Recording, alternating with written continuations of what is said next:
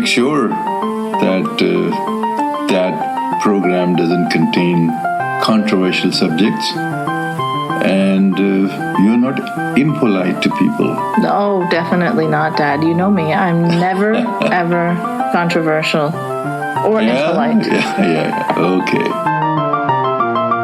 Welcome to Conversations with your lovable, never pisses anyone off, never been banned from Facebook or YouTube, never been sabotaged or censored for politely expressing a difference of opinion, ex-Muslim host Aina, keeping it non-controversial. Welcome to episode 31. I'm here with Pakistani journalist Saqib Tanveer. I've been reading some of his opinions on blasphemy laws and on the barbaric lynching of Pakistani student Mashal Khan. Now, Saqib, thanks so much for joining me today. Thank you for having me. You've written for Newsline magazine and The News, and you've worked for Geo News Urdu, and these are not small platforms in Pakistan. Am I correct? Yeah. You're correct. Okay, so we're basically here to discuss your views on the whole blasphemy thing and this article that you wrote about Mashal Khan. I have pretty opposing opinions to yours, so I think this should be an interesting discussion. I couldn't find, however, the published piece on the news website, which you linked me to. You sent me, on Twitter, you tweeted an unedited screenshot, but you also linked me to the official published version, but it's not there. Did they remove it or something? Yeah, it has been removed by the management. I mean, that was a management decision. I don't know much about it, but they've removed it from the web edition. Really? That's interesting. They didn't say why they removed it? I mean, it's their prerogative, it's their organization, it's their portal, They asked me to write it, I wrote it, and it's totally their prerogative if they want to remove it or not, Yeah, but they didn't give you a reason? I didn't ask for it, actually. Oh, you're not curious? No, not much. Okay. So then we'll just discuss some of the quotes from the screenshot that you tweeted of the unedited article. So I'm basically trying to understand your mentality on why you're painting someone brutally lynched for blaspheming as an aggressor here. So you write things like, while the brutal murder of Abdul Wali Khan University student Mashal Khan has evoked a nationwide outcry, when alive he posted material that was religiously combustible and audacious in taking liberties with known concepts of religion. And you say, his posts did touch the red lines of serious danger. Things like that. So what can you explain to me what you're thinking here when you write that about someone who's just been murdered? So here's my point. I wrote this news piece like after 5 to 6 days after that incident, and the whole point behind writing this piece was that there was this narrative on the media, and not just the narrative, but the version of the government, the provincial government, that was factually incorrect. So as a journalist, I thought it was my responsibility to fact check what the government has been saying and what is being written on the media. So that was the whole point of writing that piece. So what exactly was being reported that was incorrect? That he was a pious Muslim or something like that? You were trying to fact check that? Yeah. Actually, so here's the complete story. After that brutal murder, that lynching, which is condemnable, and there can be no justification for such heinous act. And glad to hear you say that. Yeah, it's unfortunate that I have to say it again and again, but people want to hear it. So on Pakistani media and even on the print media, it has been stated again and again that Mashal Khan was a Muslim. He was a follower of Prophet, peace be upon him. His janazah prayer was offered, which I actually thought, which I actually also tweeted, that it is an injustice to Mashal Khan that a person who calls himself an atheist, and we are changing his religion to Islam, and we are also offering his janazah prayer. If Mashal Khan was alive, he would never have wanted that. So that is why I actually probed the whole... Can you explain what a janazah prayer is? You mean like his funeral prayer? Funeral prayer. A funeral prayer. Okay. Yeah, a funeral prayer. Just for my listeners, because not everyone speaks Urdu. Yeah. So the funeral prayer prayer. And another thing was that it was widely being said, every other anchor, every other news story carried out this word, that the unfounded accusations, which I still believe is correct, because I don't think that the stories that that the quotes that I published in my news, in my unedited version, they directly led to the his brutal murder. And I also wrote that in the story, that they may not have been the reason he was killed. Right, but you keep painting him as the aggressor. You keep saying, he had the audacity and he aggressively challenged people on concepts of God. I haven't painted him. Actually, the point is that the whole point of writing this was that in a society like Pakistan, when even the smallest of the things can lead to a mob attack, Mashal Khan was living dangerously on social media, and this has never been reported by Pakistani media. Everybody's been saying that he's been quoting Islamic verses. He's been, there are posts of him in news bulletins that he's praying before the God. He used to quote Hazrat Ali, which all and of they them, said they found prayer mats in his room and things like that. Yeah, and there's this kalma written on his wall.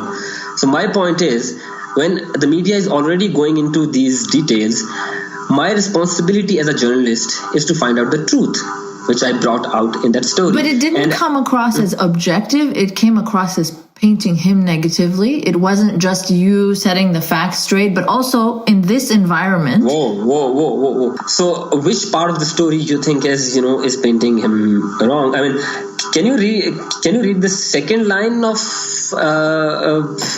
where I say that he was a bright student? No, I understand. You said he was bright and pugnacious. His life was ended, prematurely. But you also say things like, Mashal Khan took on deeply sensitive topics through provocative arguments with uncanny aggression.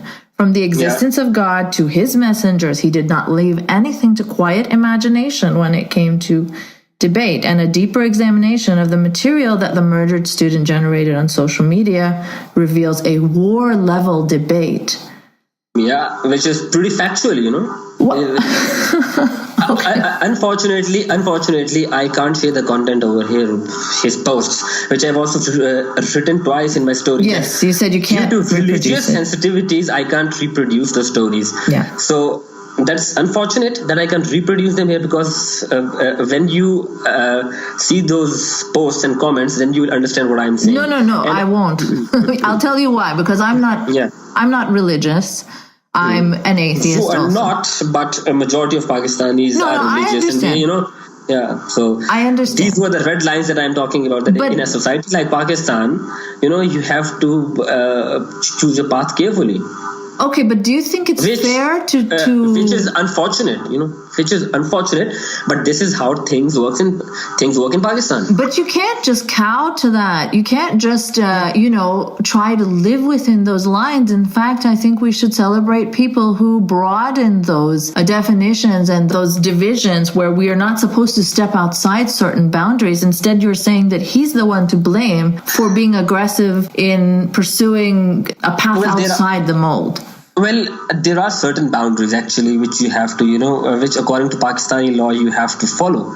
And apart from Pakistani law, I mean, there are certain norms which are globally accepted, that you don't abuse anyone's God, you don't abuse anyone's These religion. aren't global norms, though. Come on, you know that in the West we have many satirical magazines and jokes about religion and God. And we also have European states where there are laws which talk about punishing the ones who deny the Holocaust.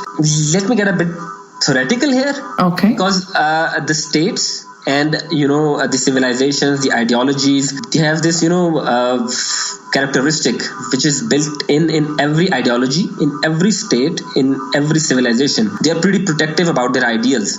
Talk about capitalism. The people who carry this ideology forward, for example, if I would have to give an example of US, I would give the example of McCarthyism, where in 1950s there was this whole talk about people in the State Department who were loyal to communists. They were member of the Communist Party, and they were investigated. People were fired only because the capitalist ideology wanted to preserve it and safeguard itself. So then you're speaking in favor of Islamism as an ideology of the spread of political Islam? I am a student of international relations. I'm a realist. I understand that there may be things wrong, that there are actually things wrong with many religions. People misuse the religion. Some of the religion prescriptions are, cannot be implemented in today's time. But the problem here is that the civilizations, the ideologies, they have this built-in inherent characteristic in them that anything that goes against it needs to be cut down. You agree with that? No, I don't agree with that. I am a student of international relations. I'm talking about a theory that these things persist. But here you are defending it, right? In a Pakistani context. Because I live in Pakistan, I am a law-abiding Pakistani. But don't you think that some laws... Okay, so let's talk about the U.S. when segregation was, racial segregation was acceptable. People had to challenge and push that because it was a terrible, horrible, oppressive idea. And so you might not have been a law-abiding citizen at the time if you're challenging this obviously disgusting law, right?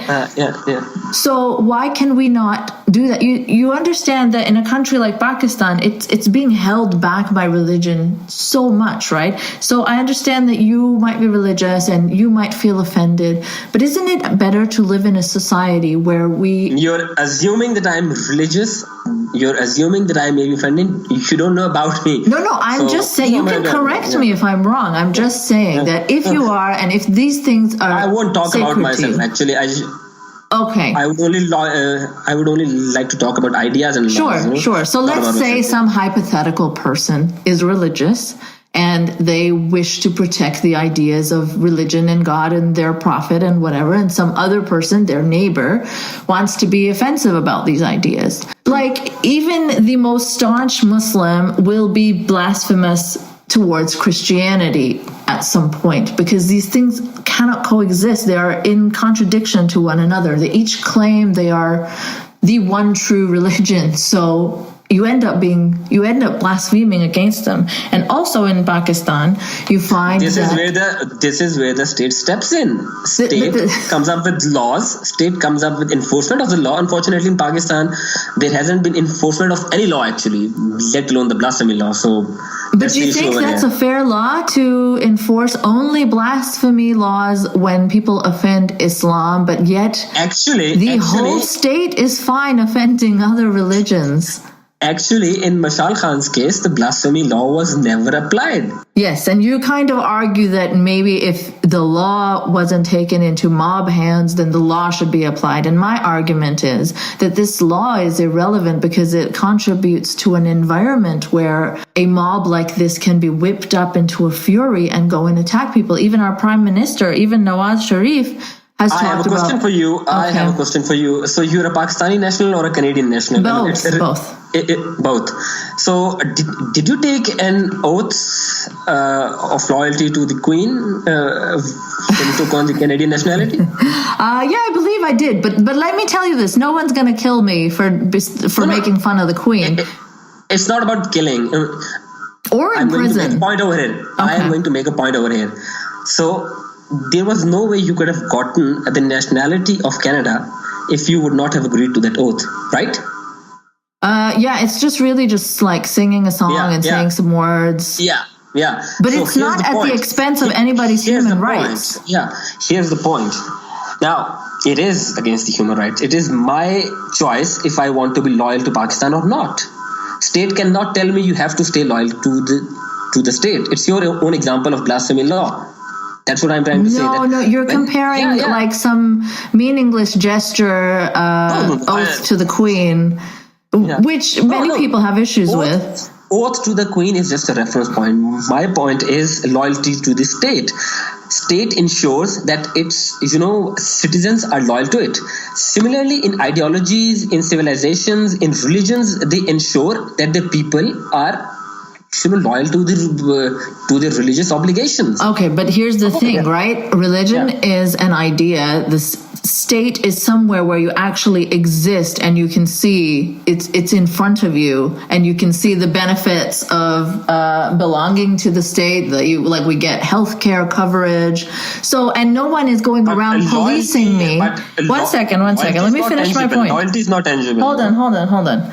I'm not being policed for criticizing Canada, right? No one's enforcing like an anti-Canada blaspheming law here. I can say Canada is shit, Justin Trudeau is an idiot, or the Queen is an idiot, and I don't have to respect them. I can draw really rude pictures of them, and nobody cares. Can you say that Canada should be taken over by Russia or even Islamists, or even Oh no! Why would I say that? Forsaken people? No, just a hypothetical question. How would the state respond to it? That would be a hostile takeover. Of course, you're going to compare now secularism creeping into Pakistan as that kind of a takeover. I am not talking about secularism. My simple point is that states and ideologies, they have these laws that protect the state and the ideology.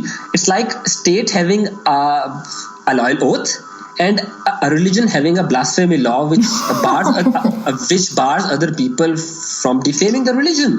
That's the whole point. No, because nobody's being beheaded, nobody's being imprisoned. You see the difference, right?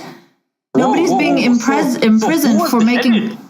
In Saudi Arabia, people are beheaded for blasphemy. In Pakistan, Asia Bibi has been imprisoned for blasphemy. Mashal Khan has been lynched and beaten. Let's not talk about Saudi Arabia, because whenever people talk about Islam, they relate it to Saudi Arabia, which is, Saudi Arabia is a hypocrisy, Well, so is Pakistan. And I would not go there. You may say that Pakistan is hypocrisy, and I may agree with you. And I'm not saying that Pakistani laws or even the blasphemy law in Pakistan, it's not as if I hold it close to my heart and I'm just propagating the fact that Pakistani blasphemy law should not be changed. I mean, I don't care. But my point is that right now, this blasphemy law is the law of the land, and it has to be upheld. But you see how I gave you the example of segregation? No. My point is, should it not be upheld right now? No. In fact, people like you should be arguing against it because it's immoral. What is immoral and what isn't immoral? It is up to the state and our representatives. The state, come on, the state is ridiculous in Pakistan. Our representatives. Well, that's your opinion. The state sides with Islamists. That's not an opinion. No. The state doesn't side with Islamists. You have to, check your facts. Recently, the Prime Minister of Pakistan ordered execution of Mumtaz Qadri. Yeah, I hear that. Which is a real bold thing to do. Let's explain who Mumtaz Qadri is, because listeners won't understand. Hold on. So Mumtaz Qadri was a bodyguard of a governor of Punjab, which is the largest province of Pakistan, and he actually thought that Salman Taseer, the governor, had committed blasphemy. Why? Why? Because he questioned simply the existence of the blasphemy law. So his own bodyguard shot him. Yes. And the state has executed that guy. Which was condemnable. He never committed blasphemy. Even if he committed blasphemy, nobody is allowed to take the law in his own hands. That's my point.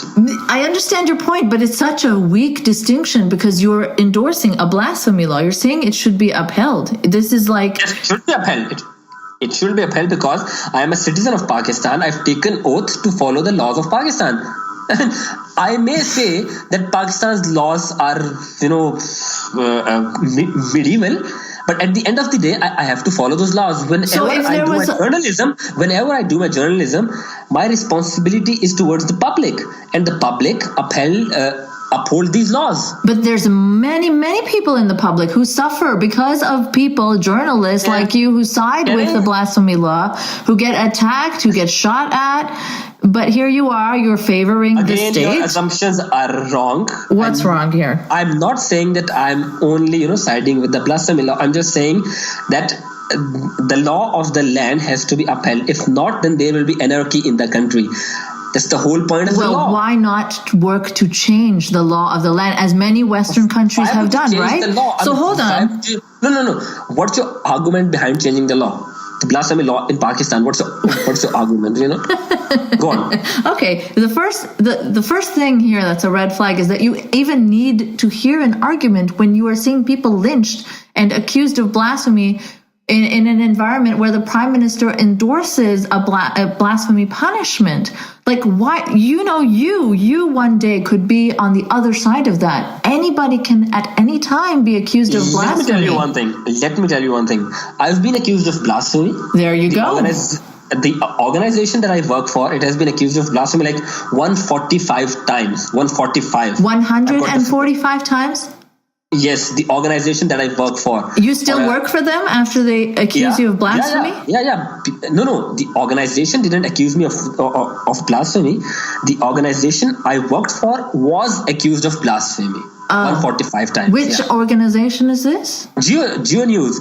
My organization has been labeled as a traitor. Okay, so Geo is pretty conservative too. It's ludicrous. No, Geo is not conservative. Geo is pretty progressive, Okay, well maybe my standards are different, but it's something that my dad watches. It's pretty it follows the line. It's not. I don't consider it progressive. No. And on that whole thing about blasphemy law and Mashal Khan murder, I mean, if you have to look at the utility of the blasphemy law and how it saved a life, you have to look at what happened in Chitral 3 days ago.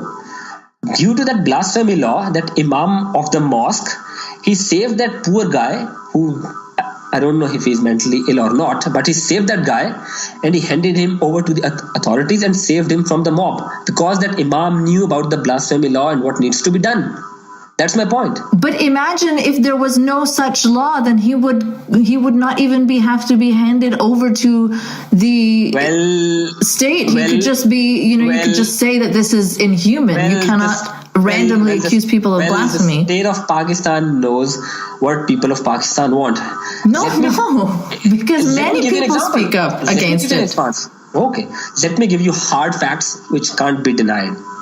Gallup survey, Pew survey. Gallup says 80% and Pew survey says 84% of Pakistanis want Sharia law. This is what they've said. Right. This is what they've said. This is not what I'm saying. So you're down with Sharia law then? You're okay because majority of Pakistanis are uneducated, living in poverty, and just get forced. Whoa. Hello. You're gonna deny that? Whoa. That's, I don't know which Pakistan you're talking about, but you need to, read that survey. The sample size I've read that survey. I've read it. All these surveys in Pakistan, they mostly are urban. They're urban-based surveys. And urban population is usually educated. And let's define education here. And that Mashal Khan incident that happened in a university, So yes, okay. So let's talk about a couple of things here. The so-called educated population. Your argument is so flawed. Why is it flawed? You're not letting me finish the point. No. What you're saying is because people of Pakistan, they're not educated. Because people of Pakistan, they turn into a mob. You don't apply law to them. What sort of logic is that? No, that's not what I'm saying. I'm saying no. I'm not saying don't apply laws to them. I'm saying fight these regressive Sharia type laws. You have to oppose things that don't fit into the 21st century. That's not my responsibility. That is a responsibility of an activist. My responsibility as a journalist is to bring out facts. I'm not an activist. So your facts are just that, majority of the population in Pakistan is conservative, wants Sharia law, so we should just bow down to that and not try to change it. We should uphold. Did I say that? Well, what are you saying? Or your, that power of deducing and drawing conclusions of your own. Well, no, then correct me if I'm wrong. I've never said that. What are you saying? I've never said that I endorse Pakistan implementation of regressive laws in Pakistan. Did I say that? But you're talking about Sharia laws. You're talking about how 80% or so want Sharia laws. Sharia involves a lot more than just blasphemy. You said that you've met many people in Pakistan who don't want these laws in Pakistan. And I told you that 84% of people in Pakistan, they want Sharia law. I just gave you a fact check. Just say why no. is it so hard for you to understand the reality inside Pakistan? You have to live according to the will, to the wishes of the masses. Democracy, does that ring a bell? Democracy. This is not democracy, forcing people through religious Sharia law. That's not democracy. Are you kidding me? What choice do people have? I am not talking about your point. I'm saying that when majority of the people want Sharia law in Pakistan. Majority of the people have been indoctrinated into religious upbringing. They don't even understand what different life is like. They don't understand differing viewpoints because they're quashed, they're killed. You paint Pakistanis as someone living in, cave. No, you are painting them as that. I'm arguing for the minority Pakistanis who are progressive and their voices should be highlighted and let flourish. But you are arguing for the masses that want to oppress. Their voices are always highlighted. It's the voice of the weaker that never gets to the mainstream media. What are you talking? Whose voices are highlighted? Kandil Baloch, Sabine Mahmood. All these people are killed for being slightly different. Do you know why Kandil Baloch was killed? It was an honor killing? Kandil Baloch was killed because his brother. Her brother did not have the same education that people like us who live in the urban elite. He did not have that same education. It was a pure development problem. If he was as educated as like you, he would not have killed his sister. Hold on. So that's the whole point. This is what this endorsement of religious laws leads to, right? The idea that a woman should be covered up. Hold on. I'll tell you my opinion. Let me finish it, and then you can refute me. So Kandil Baloch, for my audience, was a YouTube star that was wore very revealing clothing and just didn't care about mullahs, and her brother felt very dishonored by her dancing around on YouTube and becoming very popular, and so he strangled her to death, from what I remember. It was horrifying, but there are many people who spoke up against it, and there are also many people who spoke up kind of saying, oh, well, she shouldn't have done that, and this is an Islamic country. I've never met these people who have condoned a murder. No, they're not condoning, but you see, in the same way, hold on. When you say that her brother killed her, you don't tell the people that it was her own father and mother who went to the police and filed a case against their own son. Yes. So, do you think it's some evil conspiracy on my part to paint Pakistanis as backwards? No, but you're the one that's... Yes? Yeah. Okay. But you're the one that's arguing that the masses want this horrible Sharia law and we should openly uphold that. And even when journalists like you are accused of blasphemy. Now imagine if that mob came after you. Falsely accused, and mob has came after me like twice in my life because I work for an organization and mob. So isn't that scary as a journalist? Like, of course, falsely accused. I want to make it clear you weren't blaspheming, but this we should get to a point in Pakistan where that is irrelevant. I even wrote a small piece on my blog on Mashal Khan, and I argue that it's completely irrelevant. All the people trying to prove him being religious with prayer mats being found in his room. I'm sad that they have to do that, but do you see why they might want to just clear his name, even if technically you've discovered a few sort of blasphemous posts? You don't need to clear his name. The point is the mob kill him. You have to execute or bring that mob to justice, try them, and how are you going to execute or bring to justice 3,000-4,000 people? Like, there are people that are hiding who had part in it, and like, how are you going to so you would have preferred that they just handed... As we speak, 41 people have been arrested for that murder. And further investigations are ongoing. So, that's fantastic. If we made you ruler of Pakistan, right? I would never want to be a ruler of Pakistan. Just hypothetically speaking. You can't answer hypothetical questions, but sure, go on. You would rather that the law of the land is upheld as it is right now than change the law? It has to be the will of the people. One person cannot impose his will on the public. Wow. So it doesn't matter how immoral seeming it is. There is a parliament in Pakistan. There is a parliament in Pakistan. Only they can legislate. But all of that stuff is just garbage. Come on, man. Like, you don't find any... Hold on. I can't let you say that the legislation done by Pakistani people is garbage. I can't let you say that. Well, I'm sorry, but the blasphemy law is absolute garbage. And unless... Well, that's what you think, but people of Pakistan don't think that way. So, there are some people of Pakistan who do think that way, and instead you want to not highlight their voices, but highlight the Sharia-loving masses.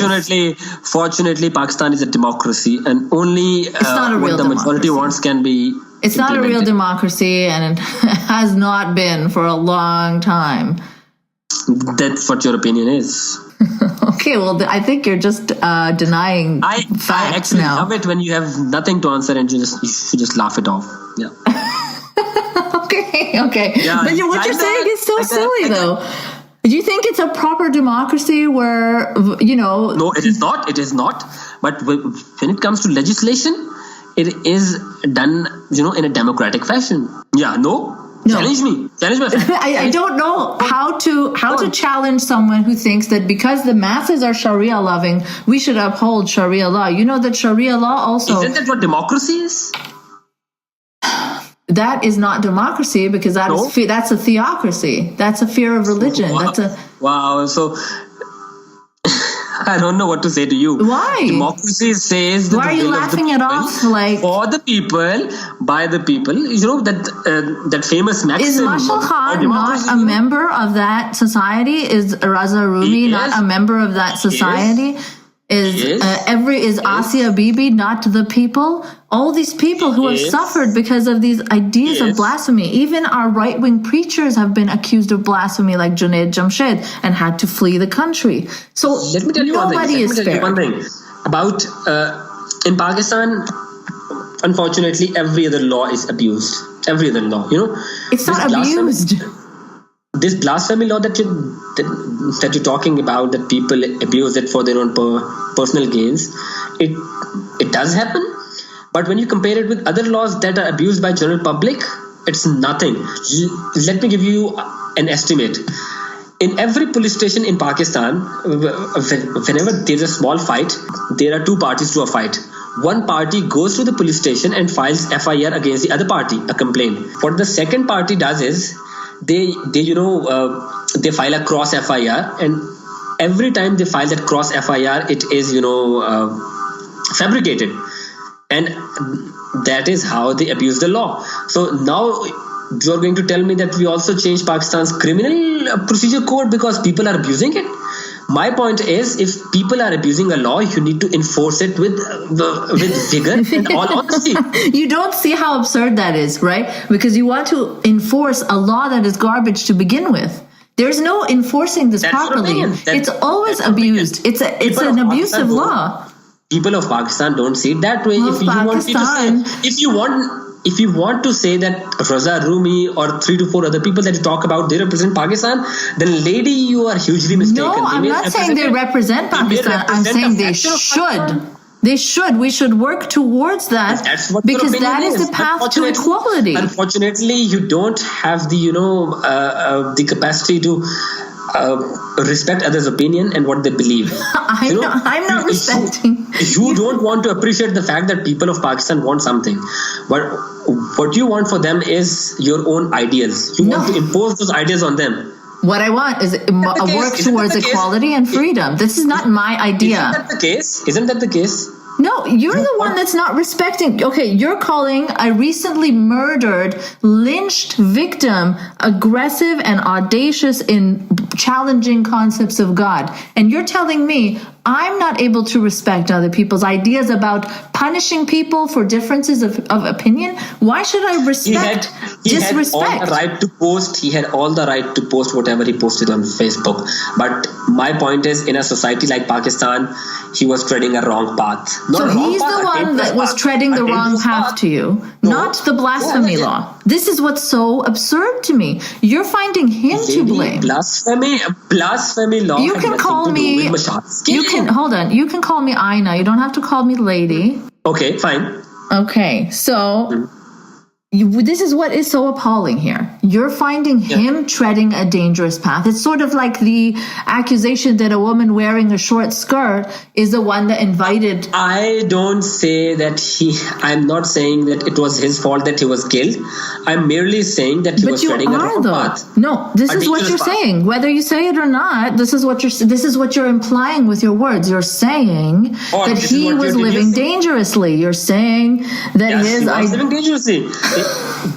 Like you said yourself, that majority of the people in Pakistan, they would get offended whenever they hear this sort of discussion. Yes, but they're in the wrong here. This is the problem. This climate is the problem. Lady, Aina, they may be wrong. But the point is, he was treading a dangerous path. Yes or no? No, because they are in the wrong. This should not be a thing in the 21st century, that it's dangerous to voice an opinion that God doesn't exist, or that you think this prophet, you disagree with so-and-so prophet. And you equate it to... Agreed, you're right. You are right. So then why are you saying... Here's my point. In a society like Pakistan, you can't say these things.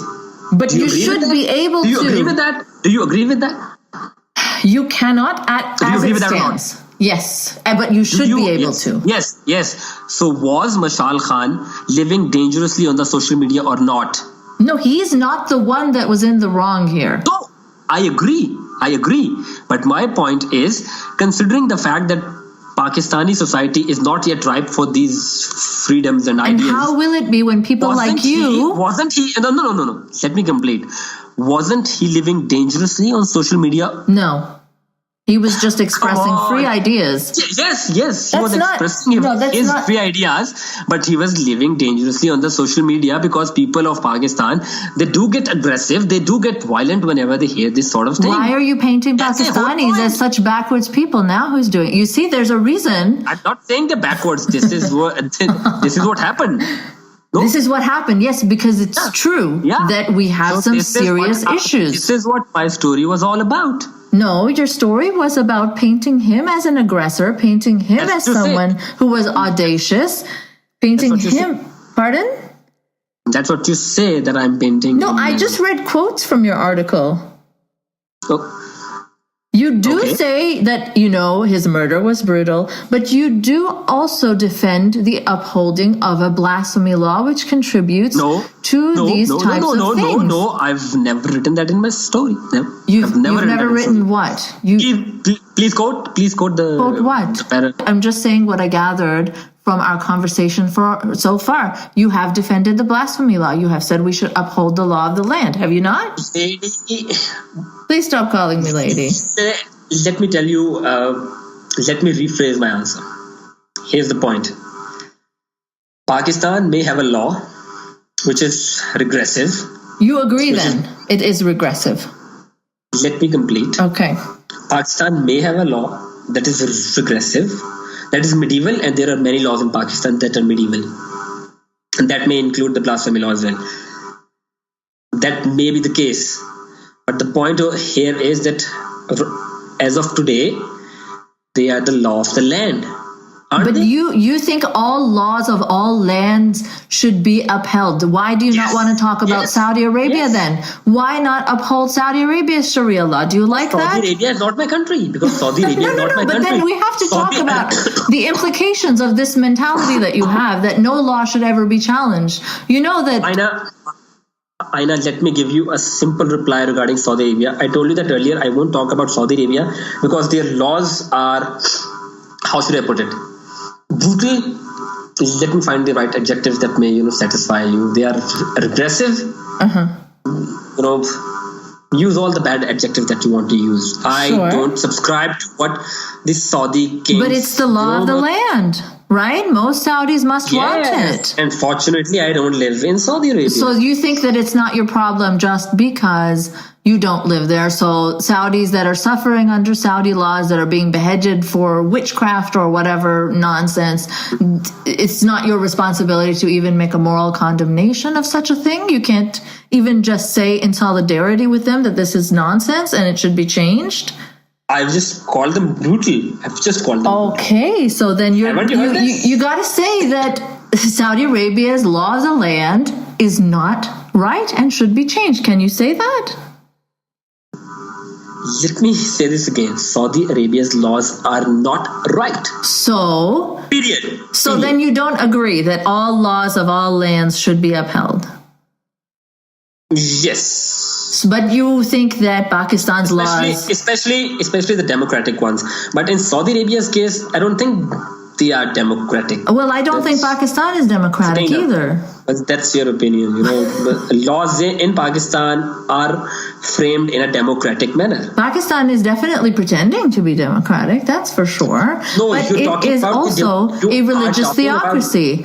You are talking about the democratic ideals. You don't think that Ahmadis are Pakistani? What kind of country has to denounce them? That's not very democratic. They are Pakistani, and I am no one to give them a certificate of being a Pakistani. No. Sorry? I am saying they are Pakistani, Ahmadis, but I am not the one who can give them a certificate if they're Pakistani or not. It is. So when it's convenient, you can look the other way. When it's convenient, you can look the other way and say, "Oh, this is not my responsibility." But when it comes to questioning the blasphemy law, you are like, "Oh, we must uphold the law of the land." So must we uphold the anti-Ahmadis and anti-Ahmadi laws? Does not say that Ahmadis are not Pakistanis. No, but it says they are not Muslims.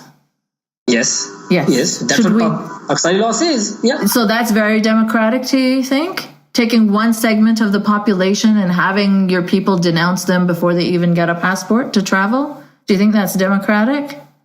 Well, that's the law of the land. I have to uphold it. I have to uphold it because I live in Pakistan. Okay, so you just said that Saudi Arabia is not democratic, so we don't have to uphold the laws of that land. Yeah. Now I'm showing you how Pakistan is not in some ways democratic, and you're saying you have to still uphold. But here's the fact that the law that you're talking about the Ahmadis, that was framed by democratic government, by liberal regime. Yeah, whatever the backstory to that is, it's a complicated situation. Well, I'm not. You're painting it as if I'm some sort of supporter of some particular politician or government. I'm not. I'm completely apolitical. So I have nothing to defend here, whoever put that into motion. But what I'm saying is it shows that Pakistan is not a democratic country. It is not, but the laws in Pakistan are framed in a democratic manner. You can frame them in like 10 years down the line. Someone can frame Saudi law in a democratic manner. It doesn't mean Saudi Arabia is democratic. If their king becomes like a king of show, it doesn't mean that it's still not an Islamic theocracy. If the Saudi king installs the parliament, and if that parliament truly democratically frames a law, then that's truly is the contestable point here, right? So choice of the Saudi people, who do you think that favors? Do you think women get that kind of choice under Islamic law, even in Pakistan? Do you think women have the same amount of rights as men? I don't think so. Even if you're just following Islam, they don't.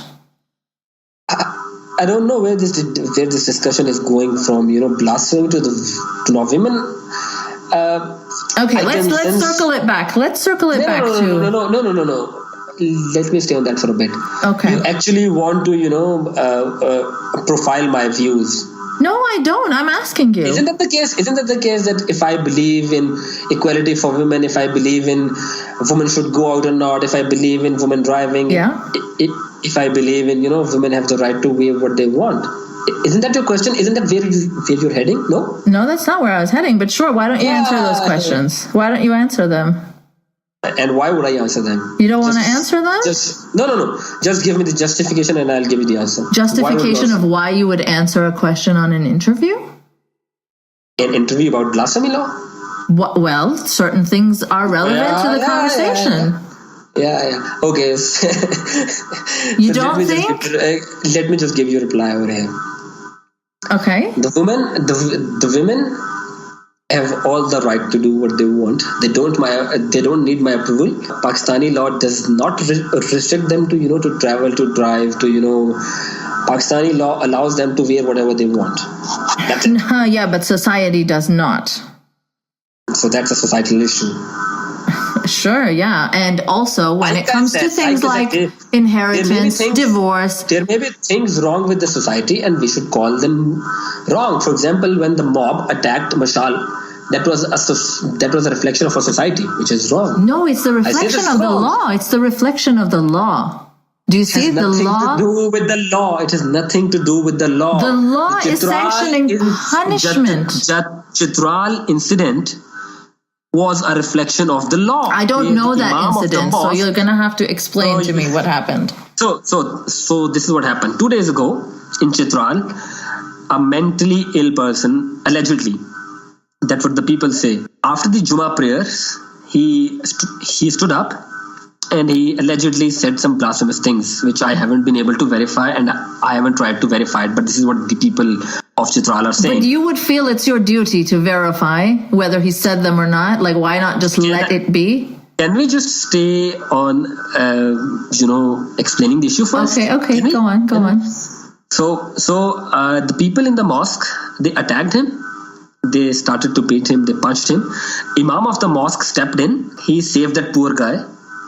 He handed him over to the police authorities. That mob in the mosque, they went to the police station. They protested outside the police station. They asked the police to bring that guy out. The police did not. Army was called over there and law of the land was upheld. They did not give in to the mob. This is what blasphemy law in Pakistan says. That's it. You're saying that the blasphemy law is protective of people so that they can be punished by the state rather than by mobs. Now, why do you need a blasphemy law to protect people from mobs? Can't you just protect them anyway? Why do you need a blasphemy law? To satisfy some sort of hunger in the mobs, to have these people punished? Is that why you need the law? Blasphemy law was never created to deter a mob. Blasphemy law was created to deter people from hurting religious sentiments of other people. Why should that be a thing in the 21st century? Why can we not hurt the like you're literally saying there's a law to protect people's hurt feelings? Yes. Why? Why do we need a law for that? Why does a religion that is all powerful, all knowing, the truth, God, whatever, why does that need protection in legal form? Why can it not withstand criticism? This is how we progress. Because people are sentimental about the religion. For example, don't you think it's better to change that? For example, if I one day, came outside your house and, shouted and started abusing your father, what would you do? I would say there's a crazy person outside my house and I'd ignore you. And won't you call the police? Depends on what a nuisance you're being. Yes. So do you think that... That's the point. Hold on. You think someone's private Facebook is comparable to that? And someone's father is comparable to a God you have never known or met? Come on. So firstly... Okay. Firstly, where they want to enforce blasphemy laws is people privately just stating opinions, like Mashal Khan on Facebook. Even the Prime Minister has called for removing blasphemous content. They have banned YouTube. Do you think this is comparable to someone screaming outside your house about your God not being real? It's not even comparable to that. See, my example was just to establish the fact that when you hurt people's sentiments, people react. That's my point. No, you do not get killed. You do not get imprisoned for insulting someone's father, though. You don't. My feelings might be hurt, but... For God's sake, I said this categorically, that Mashal Khan incident can never be condoned. It was brutal. It was a cold-blooded murder. Why do you bring this whole issue up again and again? Because you're missing the entire point. You're condoning it in an indirect way. If you want to uphold punishments for blasphemy, this is just a wilder punishment. Did you go through my Twitter feed before interviewing me?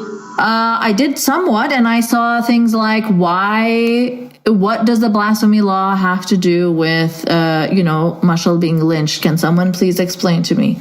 Yes.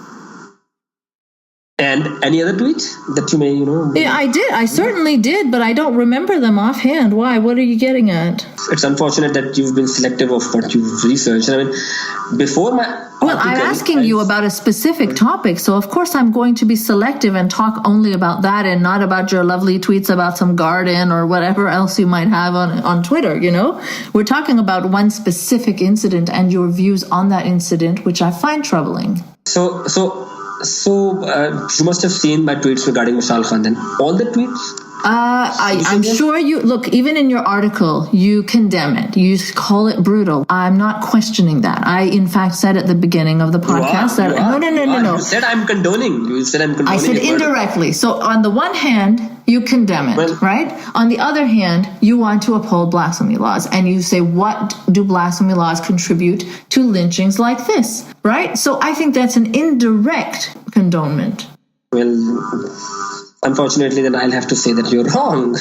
But that's as plain and simple as that. Don't you think it's cruel to now justify that he was a blasphemer, that he was aggressively... I never said that he was a blasphemer. I never said that he was a blasphemer. Well, no. You didn't say those words. You didn't say those words, but you said that certain things he said cannot be reproduced because you don't want to hurt religious sentiment. Yes. What else is that saying? In so many words, you are saying he was a blasphemer without saying those words. Blasphemy has a certain definition according to Pakistani law, and I am no authority on the blasphemy law. It is...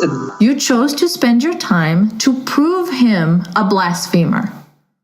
Right? This is what you saw, a worthwhile use of your time, instead of saying that this is just stopping at disgusting. Can I ask you a question? Sure. Can I ask you a question? Yeah. Are you taking notes of what I've been saying to you? Are you? No, I'm not. I remember. Yeah. So your first question was, why did I write that article? And I pretty clearly explained you the reasons. Yes, and you wanted to fact check. I remember. Yes. And now you've again said that I wrote this article because I wanted to defame him and I wanted to prove that I did not.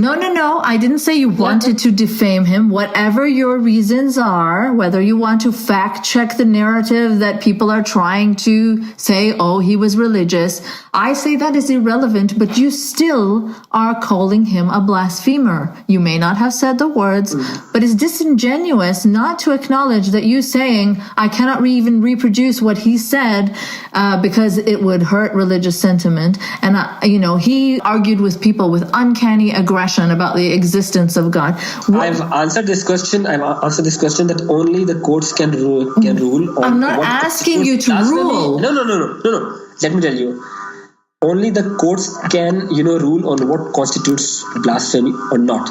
The whole point of my doing that article was that there was, flawed narrative or incorrect narrative or factually incorrect information was being spread out on the media. That was my point. Do you think that this type of nitpicking of someone who has been brutally murdered and their Facebook statuses is even relevant to the conversation? The fact that you think it's relevant to fact check this. They are relevant. Why is it relevant? Let me give you a background on that. Because the authorities in Pakistan, the Supreme Court, the Federal Investigation Authority, the KB Police Department, and even the Facebook authorities, they are investigating Mashal's profile. This is on the record. Now, whenever there is a case in public where there is a murder or there is a robbery or there is any incident, journalists usually tend to do their own investigation and come up with facts. And my question to you is, when the people questioned Mashal's family or Mashal's teacher about his character, and they replied that he was a very good kid, which I'm sure he was a very bright student, which I've written that he was, you never questioned them. But why are you questioning his profile? I never questioned who, sorry? The cops? The journalist who, asked his teachers and his friends about what sort of a guy he was. Did he ever, say these things? These were actually said on the mainstream media. Well, look, as I told you, I wrote a post about it, right? I wrote a post about Mashal Khan in where I said that people are trying to prove him as a pious Muslim. But you are interviewing me, not them. Yes, because I don't think that what they did, saying he was a nice kid and he was pious, is as shocking or appalling as someone taking the time. So here it is. When the answers confirm your bias, you you tend to agree with the narrative, but when the answers do not confirm No, I didn't agree with the fact that you shoot the messenger. No, I'm not shooting you. You never interviewed them. You never asked them for an interview, did you? Why would I? I have no interest in asking them for an interview. Because the outcome of their interviews confirmed your bias. No. Hold on. Their interview said he was a pious Muslim, which I wrote in my blog is irrelevant. I'm like, I wish that people didn't have to prove this because it doesn't even matter if he was a blasphemer or not. What is wrong with blaspheming? I'm a serial blasphemer. So ironic. You don't want him to be, questioned about his beliefs. And right now, he's dead. Of course views. I don't. He's dead. He was pummeled to death and shot to death by an angry religious mob. Why would I want to nitpick his Facebook post and say, oh, yes, you know what? Here's a potential post that was blasphemous. And, oh, well, we should uphold the blasphemy. Truly missing. I never said that. You have to be, careful with your words. Did I say that? Say what? No. Say what? That he was a blasphemer? No, but I've just explained repeatedly how you are feeding into that by saying... You can't say that. That's your opinion. Of course I can. You can't I have explained how I can. I've never said that he committed blasphemy. It's not for me to decide. Yes, you did not say those words, but you said that he was the aggressor. You said he pursued conversations. And I never said that he was the aggressor. I never said that. I said his posts were... Aggressor is someone who initiate something. You are carefully totally implying he's initiated this with uncanny aggression. Can you read the second line of the news? I'm not going to have you select. Please, you have to do that. Hold on. You want to read it? Sake, yeah. Hold on. You want to read it? I will link to your tweet where the whole thing is there, so people can read the whole thing. Read the news item, please. First, read the news item, and then you can go on to the tweets. What are you talking about? Which news item? The unedited piece that I wrote. Can you just read the second line, the second para that I wrote? You're talking about the one where it says the posts numbering dozens may not have anything to do with the unfortunate end of a bright, though pugnacious student, but these did touch red lines of serious danger the news investigation reveals. Wow. So now you can frame your question when you say that I've implied that his post led to his murder. Absolutely. Let me tell you how. Let me tell you one thing. All these posts that I quoted, they are from February 2016. Yeah. So I honestly don't believe that these posts led to his murder because they were old. February 2016 is 14 months old. And right in the last paragraph, I gave the justification of why I wrote this story. I said Chief Minister of KP and Inspector General of Khyber Pakhtunkhwa Province both have gone on the record and they've stated that there has been nothing controversial about Mashal on Facebook. Why not leave it at that? Because it's factually incorrect. My job as a journalist is to fact check. But do you see how dangerous this is? No. Did you search my profile? How many stories I fact check on my Facebook? No, that's irrelevant. Not just related to blasphemy. I fact check stories related to Donald Trump, to Imran Khan. That's fine. But what I'm saying is this in particular is very dangerous. What you're doing and what you're saying. No. There is an ongoing investigation in this case when a chief minister of KP and an inspector general who's heading this investigation is saying something which can actually affect an investigation. What is the need for this damn investigation to try and understand whether he blasphemed or not? Ask the government of KP. No, I'm asking you why you feel it's necessary to fact check whether a murdered lynching victim said anything against God or not. Ever. Why is that necessary? Why does that seem like something you want to spend your time on? This is what journalism is? Fact checking? No. No, this is not what journalism is, because you also have a brain and you can decide what pieces you want to fact check. And I'm sure that you do not fact check everything in the universe. Like I'm not disputing that maybe he did have some posts. I fact check the mainstream things, the things that are shared on the mainstream media. But here you have acknowledged to me that you do buy into the blasphemy law, right? So you have some sort of position on this. And I have no other option. No, you do. Just like you have acknowledged that all laws of all lands should not be upheld. In the same way, I am telling you that this law in Pakistan is causing far more damage than a lot of other opinion. That's your opinion. You've got nothing to back up your argument. I have got case upon case of blasphemy accusations. What do you mean I've got nothing to back? What kind of connection do you want me to show? What evidence would be satisfactory? You want me to just list blasphemy cases? No. Don't list the blasphemy cases. Just tell me where blasphemy law has been abused and the magnitude of these, No. I don't. Here's the point, though. I don't think it's being abused. I think that any use of it is illegitimate. The law in itself should not exist, because if you want to be a truly diverse, egalitarian society in the 21st century, you have to accept that some beliefs are in direct conflict with each other. So blasphemy laws cannot be used fairly. Aina, coming this from a lady who gets offended when I call her a lady, and she's talking about. Did I try to legislate against you? Did I try to get you imprisoned? Yes, you stopped me from saying it, because this is the maximum that you can do right now. No. So you think that if you were in front of me, I'd take it to the cops? Aina. This is absurd. You can't even tolerate someone calling you a lady. I tolerated it. I tolerated it multiple times. Hold on. And there are people in Pakistan. Who uphold their religious values close to their heart. There are people in Pakistan, majority of them. You just cannot. This is a completely flawed accusation, because I don't think that you should be punished by law for calling me "Hey lady." I just find it annoying, and I took it the first few times, but then I said, "Hey, why don't you refer to me by my name?"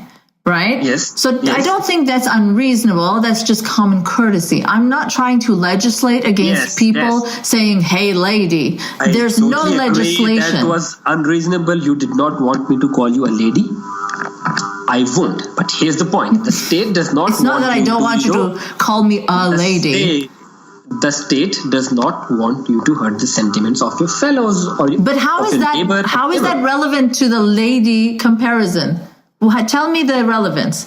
The state trying to put people in prison for blaspheming, and me just asking you to be polite. The denominator over here is hurting these sentiments.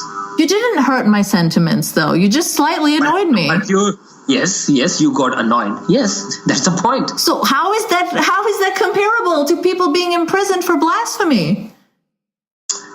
Well, laws come with punishments. What law is there for not calling people "Hey lady"? What law is there? What did I try to do for you? You are so superficial in your discussion. I mean, honestly, I can't say much more than that. I'm not superficial. I'm asking how is the comparison? I'm giving you a reference point that you got annoyed on a single thing. So people getting annoyed about anything. Islam, which is practiced by a lot of people in the world, more than a billion people. It actually says that no one can abuse Islamic figures, not just Islamic figures, but all other prophets and all other religions. Where does Islam get off telling everybody else to abide by Islam's laws? Yes, but Islam has the authority to rule on the people who practice Islam. No? Well, what if they don't? Do they have permission? No, they don't. Islam doesn't grant anyone any... I just quoted you that 84% of the people in Pakistan want Islam. Which point of this didn't... And what of the rest of the percentage? Why are you conveniently forgetting them? See, there has to be a system. But Either So, we implement there's what a large majority wants, percentage. or you want a small percentage of people who actually don't want this. So You want their will to be imposed on the 84% of Pakistan? yes, if that's what fits with modernity, because this is how slavery was challenged. This is how racial segregation was challenged. If Pakistan believed in racial segregation, would you say even today that we must uphold the law of the land? Would you say that there are people in Pakistan, I forget the percentage on the same poll, but it's high, that want homosexuals to be killed? Do you think that that should be part of the law? No. Why? Why, if majority want that? It is not. But it is not Pakistan's law. So. But it is not. But if majority want that. And let me warn you, I'll just cut off this interview if you again ask me a question about, apart from blasphemy law. This is not about me. I told you that I will only discuss ideas over here. And next time you ask me if I believe that homosexuals be killed or not, I'm not going to, entertain that question. I'll just cut it off because this is beyond my dignity, below my dignity. What? Why? And you need to understand. Because I don't have to answer this question to you.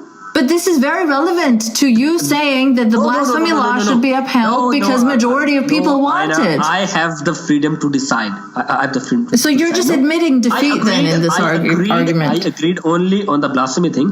But here, you in a derogatory tone are asking me about questions which are not relevant to the interview, and you actually want to portray me as someone who's regressive, who want all the homosexuals to be killed, who does not want women to go out. That's not true at all. I'm just asking you. Who want the Saudi Arabian law to be implemented all across the globe? Not at all. This is what you're trying to do. This is what you're trying to do. Not at all. In fact, I'm hoping that you will prove the opposite, which you are not doing. Right? You're saying that blasphemy law. Why would I prove it to you? Because I'm interviewing you specifically about a very regressive blasphemy law. You are asking me a question. You are asking me questions.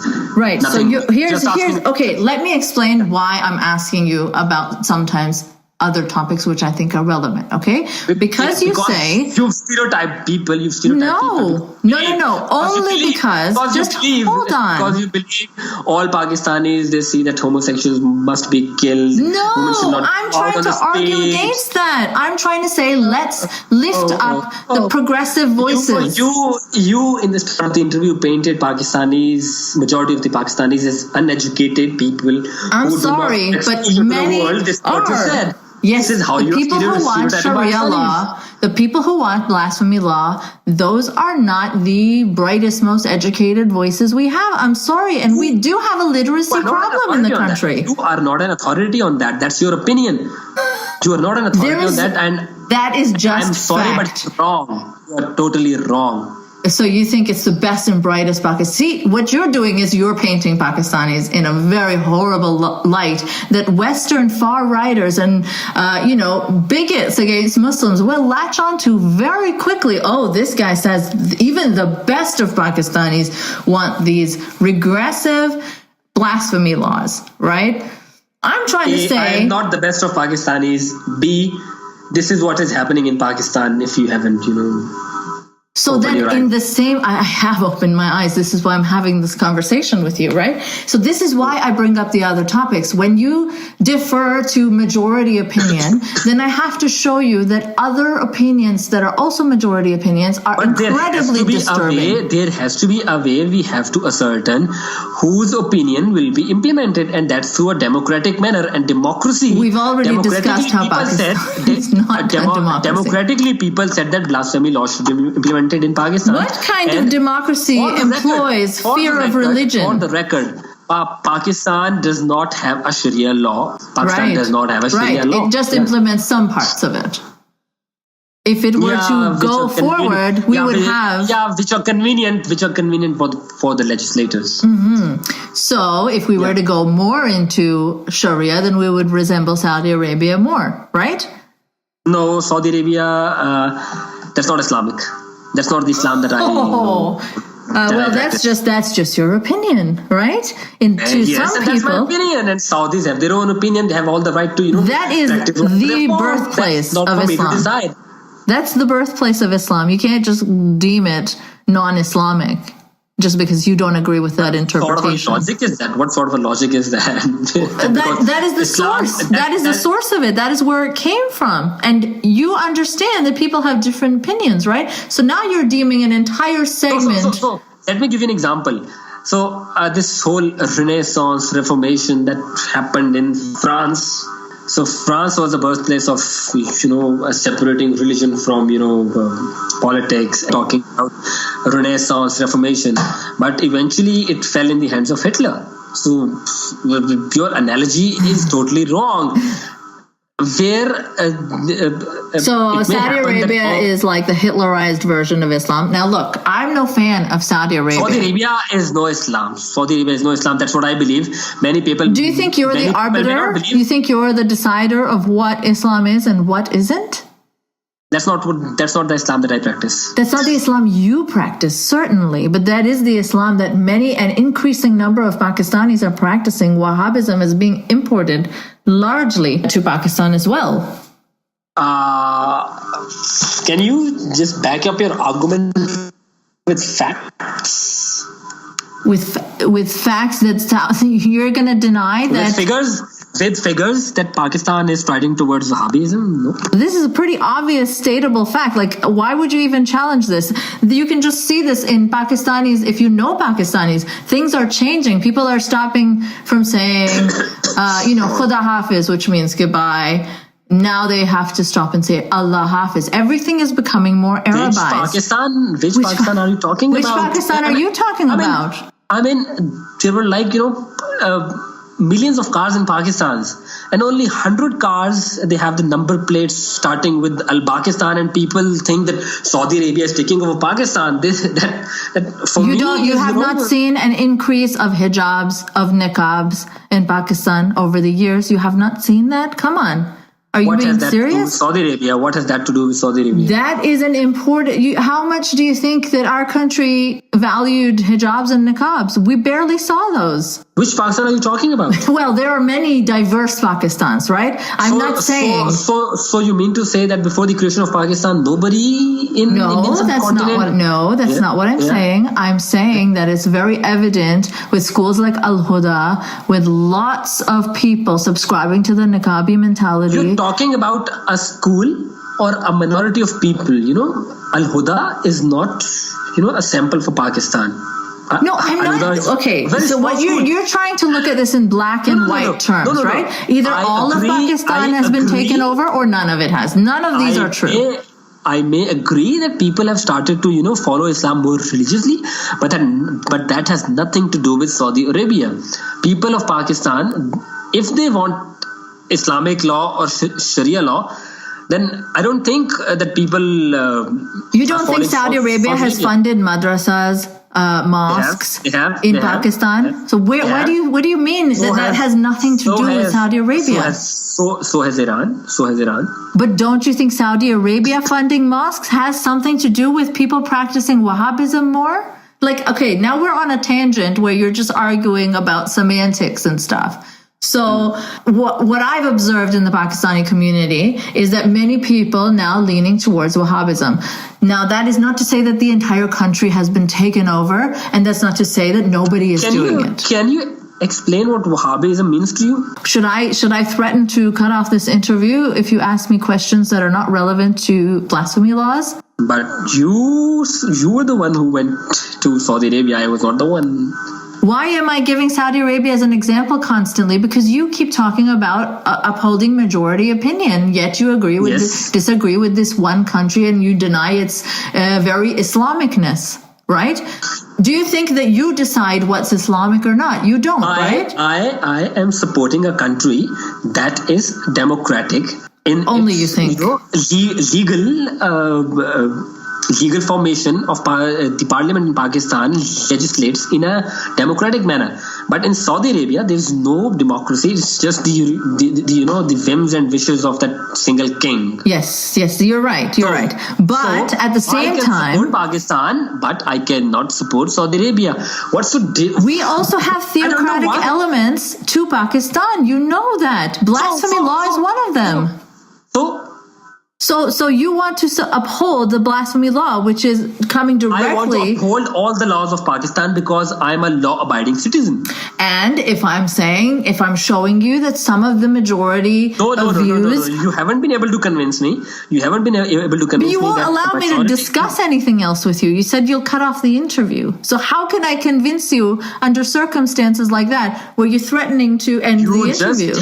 You just have to convince me why people of Pakistan would not want blasphemy law in Pakistan. Because it benefits everyone. Even our right-wing preachers can be accused of blaspheming and then have to flee the country. Who exactly is this ridiculous law benefiting? What exactly does it contribute? So what I've gathered from your argument is that the issue with blasphemy law is that it is being misused, and because it is misused, people flee the country because they're accused baselessly. No. This is what you've just said. Even if they are accused with reason, anyone can find anything blasphemous at any time. So it doesn't have to be misused. It is just the application of such a stupid law to begin with that is problematic. So for that, the state is there that can decide if anything was blasphemous or not. And then the state imprisons people like Asia Bibi, who, So there has to be a law in the land. What kind of law wants to protect majority religious sentiment from minorities? Why does it need that?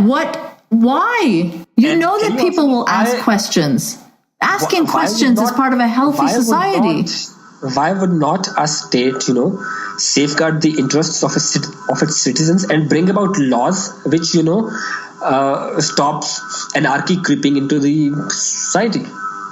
Anarchy? You think it's going to be anarchy just from people being able to voice irreligious opinions freely? That's anarchy to you? Do you think the entire West is anarchy? People can always voice their opinions. No, they can't. You see what happens. You saw what happened to Mashal Khan. You said he was living dangerously. Yes. It all comes down to, when you attack someone's beliefs. When you attack someone's belief. What if their beliefs are stupid? So he has all the right to practice his stupid beliefs. That's fine. He's not being stopped from practicing, but this is why secularism is a good solution. He's not being stopped. Practicing. No. You are brainwashing him. You are actually telling him that you are wrong, that all your ideals have been wrong. That's just me expressing my opinion. You don't think that religious people are brainwashing non-religious people? I mean, the whole country of Pakistan is brainwashing everyone into believing religious ideas. I have no answers for your generalization of, I don't know which Pakistan you've been to, but this is not the Pakistan that you talk about. Which part is inaccurate? The fact that Pakistan is brainwashing people into religious indoctrination? That's not accurate? No, that does not happen. That does not happen. About it. As much as we talk about it, let me give you let me give you a quick background of what Pakistan is. Pakistan, recently, like I told you about the Mumtaz Qadri thing, there was another example. The Prime Minister of Pakistan renamed a school, a university school, after Abdul Salam, Dr. Abdul Salam. Who was an Ahmadi? Yeah. So you no, I don't. Progressive example. No. And you only pinpoint the things that you think is convenient for your narrative. No. Do you know how mistreated his grave has been because he's been an Ahmadi? Just because someone named a school after him now does not dial down the damage of the anti-Ahmadi sentiment that is endorsed by the state. Just because someone did something progressive somewhere does not mean that the same prime minister isn't endorsing an environment where blasphemy is viewed as a crime. That is the problem in itself.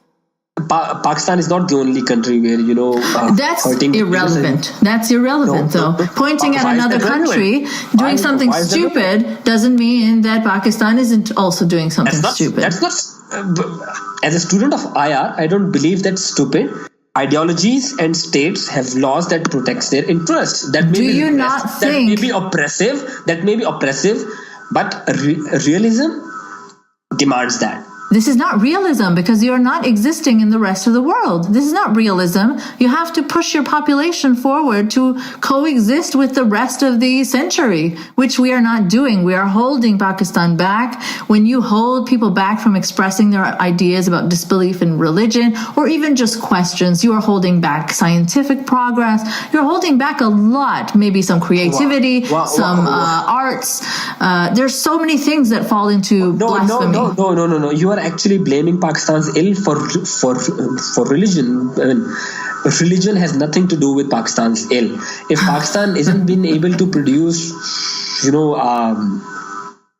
let's say a scientific invention, a brand new car, or the innovations, it has nothing to do with the religion. It has to do with the state's carelessness. State hasn't been able to upgrade the education system. It has nothing to do with the religion. They are happy to upgrade it when it wants to upgrade in terms of including compulsory Quran readings, right? So they can upgrade it. They can upgrade it in a religious manner. That's not an upgrade. That's not an upgrade. I don't know which Pakistan. Yeah, that's a down. Why do you keep saying that? Why are you delegitimizing my experience as a Pakistani? Because I studied in Pakistan's government schools, and the Quranic education has always been compulsory for Muslim students. I went to school there, and I was not forced into reading Quran in school. Which you must have been to a private school, but I'm talking about the government schools. But what is this legislation that the National Assembly just passed to put compulsory Quran readings? What is that? I read that in Dawn News, so if you're telling me it always existed... the only difference is that earlier it was up till 8th standard. Now it's up till, I think, 12th standard. There you go. So that is some sort of change, which these people feel. Why is that wrong? And why is that wrong? Why is that wrong? Because do you think we need more religion in schools right now when people are being lynched for hurting religious sentiment? People have chosen the religion. They want to practice it. They have been indoctrinated into it. You see, you're saying that anyone expressing... That's your opinion. You are painting Pakistanis as if some zombies or brainwashed people who've been indoctrinated to kill on the whims of their master. No, what I'm saying is these laws are preventing people from speaking freely. This is not zombies. These are people fearing their lives. Anyone that thinks differently. How is that? How is blasphemy law stopping people from expressing their opinion? Did you really just ask that question? Did you just I did. ask it? Yes, just think about what you just said. Yes. Go on, please. I had to ask you this question. How are blasphemy laws preventing people from expressing their opinion freely? Think about that for a second. Expressing your opinion in terms of scientific inventions and going about stuff. That's what you're saying. Because suppose you want to refute some sort of Quranic science claims by whatever you do. So do you not think that you could be held back by fear of being accused of blaspheming? What has that to do with the scientific innovation? I just told you. I literally just told you. If you are expressing something contrary, which is scientific and is progress, but it is contrary to the vague religious beliefs, why do you not think that someone would be held back? Has there ever been a case that's so hypothetical? Has there ever been a case like that? Why would there be a case like that when people are not allowed to speak freely? What's No. Yes. No. So how many Muslim countries have blasphemy laws? They're all wrong. But there are like 52 Muslim states. That's fantastic. Has there ever been, any scientific invention that has actually refuted Quran that has been stopped? or even in the US, Muslim scientists are there. There are other scientists. Well, they go there because they can be freer. Yeah, right? but there has never been a claim of that sort that you're talking about. You just gave me an example of a scientist, right? A Pakistani Ahmadi scientist who you said there was a school named after. I'm telling you that his grave was desecrated because of religious sentiment. His scientific inventions were never questioned. No, but his worth was questioned. His entire humanity was questioned because he was an Ahmadi. I appreciate your art of misleading conclusions. You said that those blasphemy laws and the regressive laws are stopping people from following the path of scientific inventions, and then you gave me an example of Dr. Abdul Salam. How is that relevant to your earlier example? No, what I'm saying is that his entire humanity was questioned. How many more people do you think like that? But his scientific inventions were never questioned, were they? I don't know. Yes or no? I don't know enough about his they were never science. Questioned. So then why are you quoting an example? No, and don't you think that just the chilling of debate, just the chilling of conversation, when there is no free speech, don't you think there could be many scientists that could have been, but just are not, because they did not have the opportunity to speak freely? Don't you think that blasphemy laws... You can't even quote a single incident where this has happened. How can I? Because they would have been imprisoned. This assumption is totally, hypothetical. It has never happened. It has never happened because we have not been geared to flourish in that way, right? We are not a very science-based culture. What about the countries that actually allow people to, Saudi Arabia has a lot of money and a lot of funding for science that it supports, but it will punish anyone who... What? I've already stated that I won't talk about Saudi Arabia. And then you again, because your problem is that you only know about Saudi Arabia, and you paint the whole Muslim world with the umbrella, with the brush of Saudi Arabia. That's not true at all. In fact, I argue with Western right-wingers all the time to not do that. You are not going to quote an example of Saudi Arabia to me. If you do, I won't answer the question. Because I don't. You see the conditions you're putting me under? I can't ask you anything related that is not directly blasphemy. I can't talk about Saudi Arabia because that's just not Islam. Now, I'm still somehow supposed to convince you when you have put me in under all these conditions. It's not about convincing. You have to ask me questions and I have to answer you. It's not about convincing. You've asked me to convince you. When did I say that? You said that earlier. You said you have not convinced me yet. What does that mean? Okay, go on. Go on about what? Am I supposed to seriously prove to you that blasphemy laws chill the freedom of speech? Your example of Dr. Abdul Salam, the way you used it, it's so, flawed. This is the only word that... I will give you another example. Okay. Not a scientist, but a filmmaker. What's her name? Sharmeen Obaid-Chinoy. Whatever she makes, she is hounded by right-wing Pakistanis and called a Western agent, whatever. Like, they do not accept her art. Malala, who was shot in the head, Pakistani conservatives do not accept her as a legitimate voice. They call her a Western puppet. Now, anyone that is expressing some sort of dissenting opinion is immediately delegitimized. And that's what you're trying to do with me by saying I'm not, what kind of Pakistan do you know? What kind of Pakistan are you talking about? All these examples that you gave, that has nothing to do with the scientific invention. B, I can quote you innumerable examples where the Western world have I'm not saying the West is perfect. No. The world has accused other people of being agents of the other world order. There have been examples. But what you're doing is you're pointing the finger elsewhere. Right? You think that excuses Pakistan? I don't care. Like, I'll admit all the flaws of the West. That happens world over, but you can't blame only Pakistan. I will blame Pakistan for chilling the speech in Pakistan. I will blame Pakistanis for not accepting people like Malala. You don't even know the level of freedom people in Pakistan have to voice their opinion. What are you talking about? Even Tahir Shah, he's like a silly, comical YouTube star.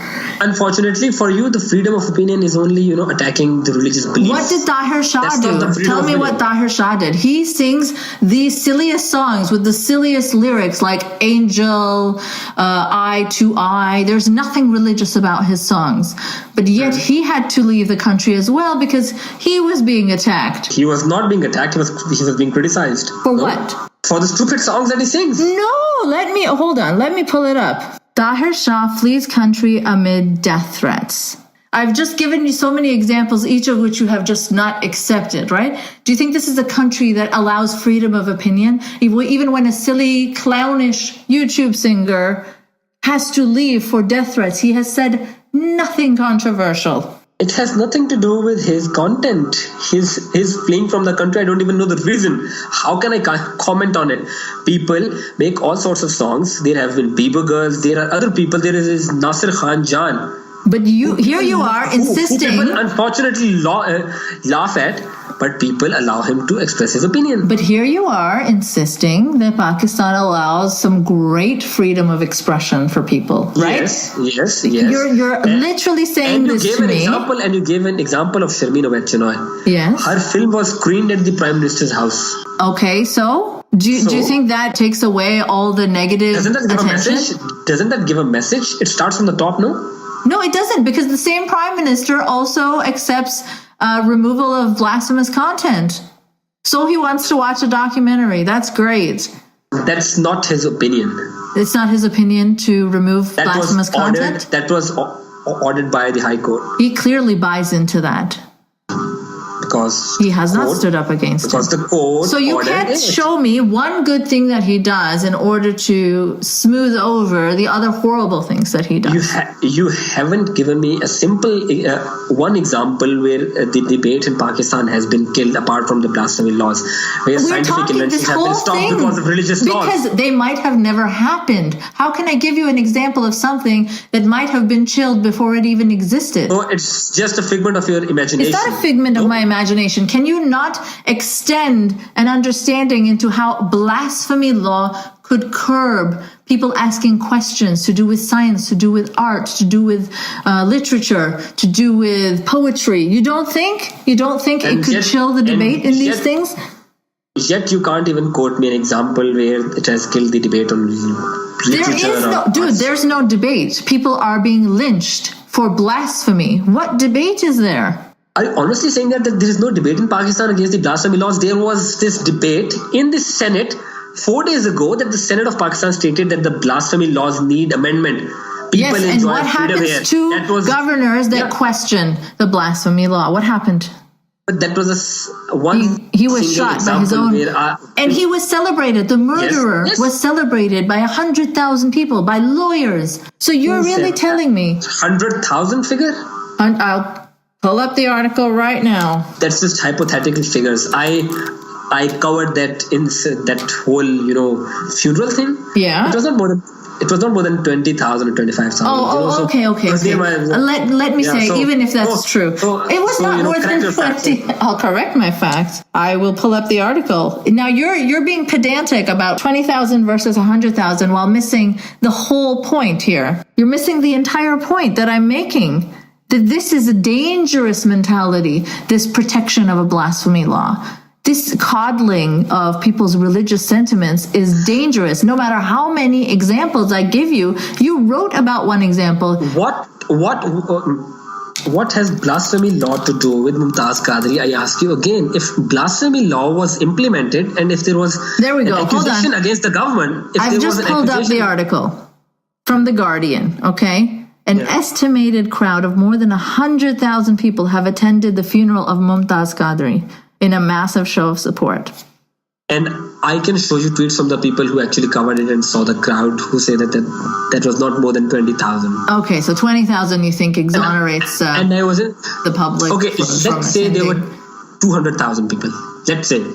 See, this now we're talking because you're not missing the point. For argument's sake. Sure.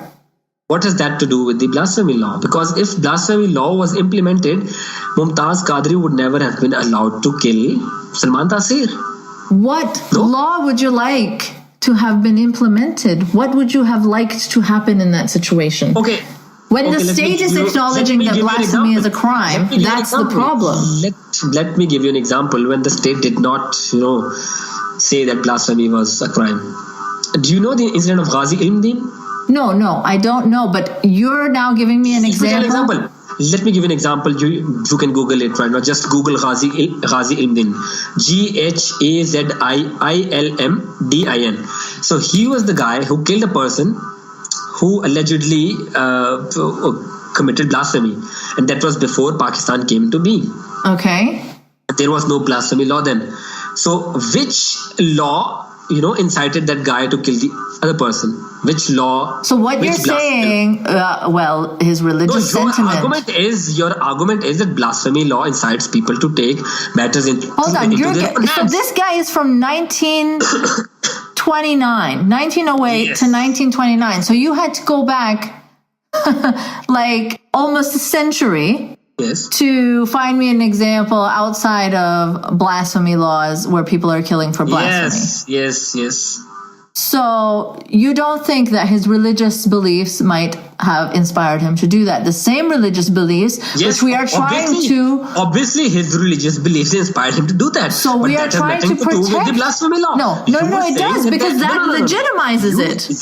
You said that the blasphemy law inspire or motivate people to take the matter into their own hands, no? No, I didn't say it motivates people to take the matter into their own hand. I said it legitimizes the concept that blasphemy is a crime.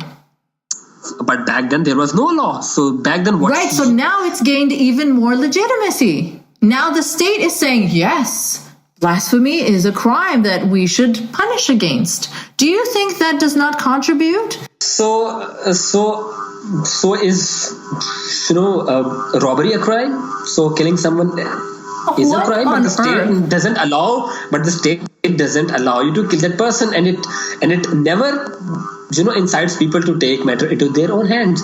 Yes, but robbery is a thing that we should not condone as a society. Blasphemy is highly subjective. It's not something that you can legislate against. Robbery is not subjective. Either you did it or you didn't. But majority of the Pakistanis believe that when someone has committed blasphemy, then there is no other way than to punish him.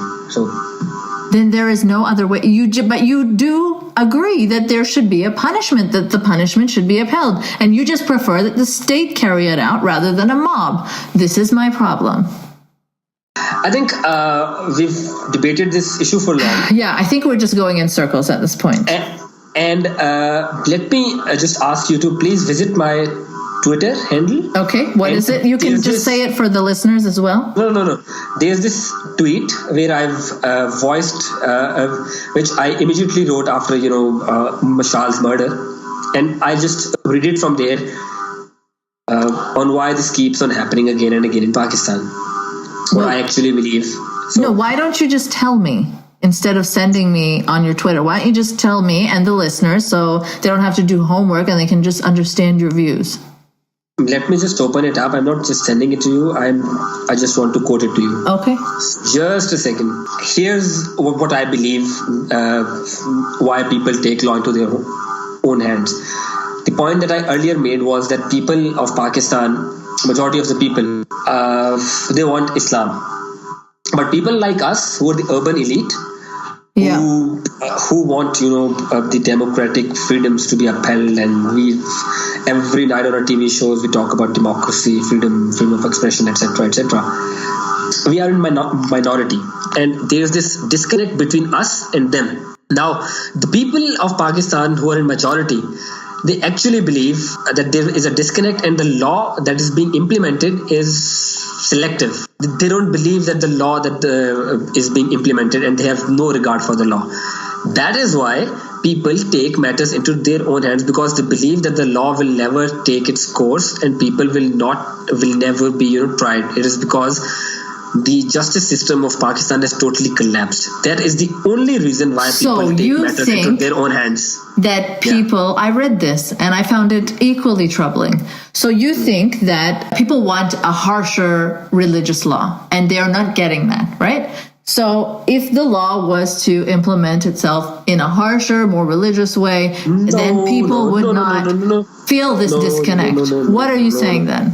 No, what I'm saying is that we need to come up with something that is compatible for both the segments.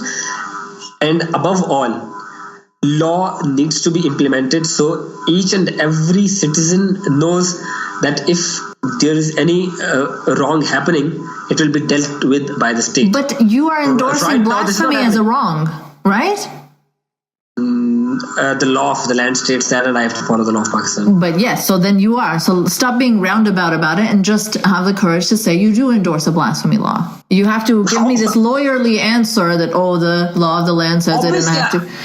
Obviously, I have to endorse the blasphemy law. I mean, good to know. See, now you're talking honestly. So suppose some other country like the US, where Trump has now been elected, and suppose that he was elected by a majority vote, which he wasn't, but the majority of the country believed that all Muslims should be banned. And suppose they implemented this law. You see, even he was challenged when he proposed something that people believed was wrong. So, and how did they challenge him? How did they challenge him? Through the judiciary. Exactly. Yeah, but this is a country where you can do that. Exactly. That's my point. What's if your Pakistan point? wants to get rid of the blasphemy law, it has to be through a legislation. It has to be through the will of the people. And how do you think that legislation will come about when even governors simply questioning the existence of the law are being shot up and their murders are being celebrated? And then journalists like you are finding it worthy of their time to justify blasphemy laws and demonize blasphemers. 5 days ago, let me tell you about 5 days ago, I've told you this earlier, 5 days ago, the Senate of Pakistan questioned the blasphemy law. That's the way, that's how it should be done. You can Google it. Senate of Pakistan has actually questioned the law and stated that the law needs to be changed. And this is how it needs to be done. But you don't think citizens have any responsibility to raise such questions? You are just here to uphold the blasphemy law. Don't you see a problem with that? Can't you be a part of the progressive movement challenging it? I don't see any problem with that. No, it's not. I'm not an activist. I'm a journalist whose responsibility is to, work in the public interest and uphold what the law states. So, as I showed you, the public demands some seriously disturbing things which you don't want to talk about. So why stop there then? Why not work in the public interest for those types of things? Can you quote me an example? You have not allowed me to quote you an example. You have told me you'll cut off this interview if I do. No, you asked me about that homosexuality thing. Yes. There is no law in Pakistan, and I said that there's no law in Pakistan. No. What you said is that you're working in the public interest. Now, if that is what the Gallup poll that you cited says that majority of Pakistanis want, then why stop at blasphemy law? Why not work because blasphemy law is a law. Blasphemy law is a law. It is a reality. But don't you think that some laws should be changed? You just said that some laws can be changed. And how was it challenged? It was challenged through legislation. But I'm telling you that politicians who challenge it get killed. Laws can always be changed. I don't even care. They can just change the law completely. They can, get rid of this blasphemy law. They can come up with anything. But that's not my job. I'm not an activist. I'm not a lobbyist. But my you are job selectively is to judge the things on the basis of the law. No, what you're doing is expressing your personal opinion and how you curate what you write. So because you're the one. How's that? You're the one that chose to further say that Mashal Khan did live dangerously, to say that Mashal Khan and I asked you if he wasn't living dangerously. No, I said post in a society like Pakistan. No, but that's because the law is on the wrong side. You should be opposing this. It's not about the law. It's about the public sentiment. And I just gave you an example about public sentiment about some very dangerous things, but yet you're not willing to support those. Why? You see, you're just taking me in circles here.